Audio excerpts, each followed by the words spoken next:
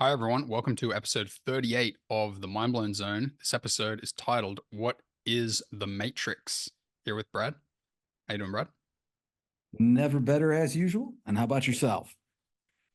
Well, super excited because I understand that you're about to drop some info that you haven't even told me. So A I'm little really bit. keen. Yeah, we'll get some organic Matt responses here at the end. So looking forward to that. All right. I'm going to voice a breathtaking bumper script right now. Here it comes. The Matrix is a near perfect analogy for the spiritual journey. Neo is you, the one looking for something, but you're not sure quite what that is just yet. Trinity is Neo's ticket to going deeper, the bridge between your current reality and knowing the Matrix. Agent Smith is the dark forces, the ones who want to keep you asleep. Morpheus is the mystical character of another realm with all your answers. Though there's a question unanswered: what is the Matrix? In the movie, it's the computer simulation of the world.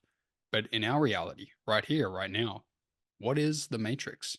Stay tuned for the mind blowing episode of the Mind Blown Zone as we reveal an answer you've been seeking all your life. What is the Matrix? Dun dun dun. I couldn't help it. You I excited, told, Kane? yeah, I can't wait. I've been wanting to do this one for a while. So I think the timing is perfect. And this should get a lot of people thinking by the end of this one, or at least I hope so. We shall see. Let's give her a go. Shall we? Yeah. So this started by you suggesting that it's a near perfect analogy for the spiritual journey. Do you want to give a bit of an intro to that before we get into the specifics and how they map over to our Yeah. reality? I mean, to me, obviously I didn't see it like that back in 1999 or whenever the movie came out. It was just more of a cool, exciting, you know, shoot 'em up, bang 'em up, thrilling kind of movie. But over time, every year or two, I'd watch it again and get a little bit more out of it. You know, after my 2008 wake up call with Hidden Hand, it obviously started to mean a lot more. But every time I watch it again, I've probably watched it 20 times now. I see a little bit more just about how nearly perfect the whole script was written and how close it matches what we think of as the spiritual journey, from the characters to the plot line to the things that are said. And you couldn't. It's of course it's not perfect, and there aren't agents morphing into bodies and chasing you, and you're not jumping across buildings and dodging bullets and all that. That of course is metaphor, but it's the idea in the movie that is what makes it so powerful, and it's why it's been such a popular movie and powerful, even if people don't realize this is what it's about.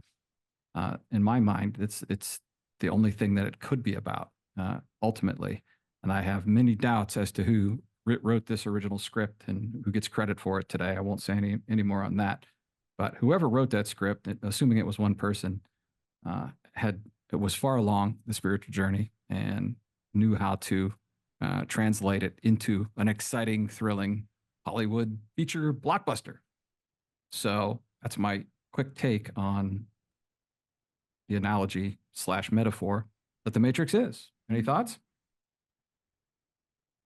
It's impressive how they managed to do like a fun story. Like it's just you can watch it on that level.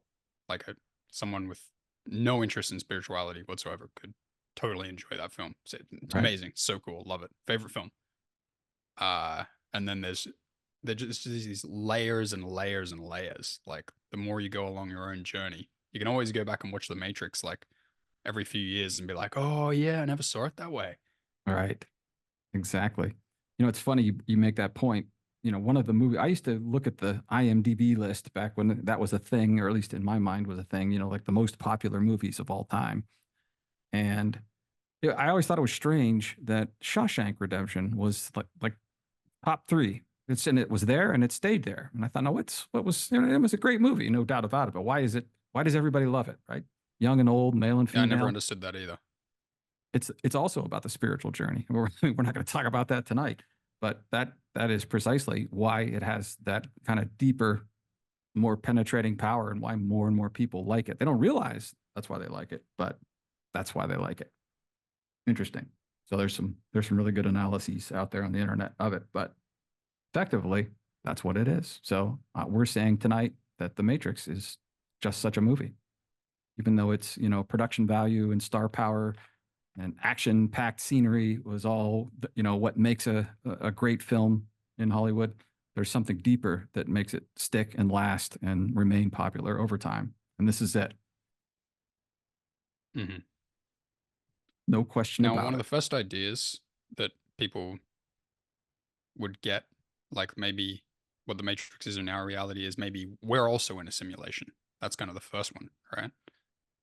Yeah, and that's a very a growing popular idea that's being spread around. Let's say the truther community, right? Is that we're in a simulation, and I think more importantly, they're suggesting we're trapped in a simulation or a hologram, right? Some people use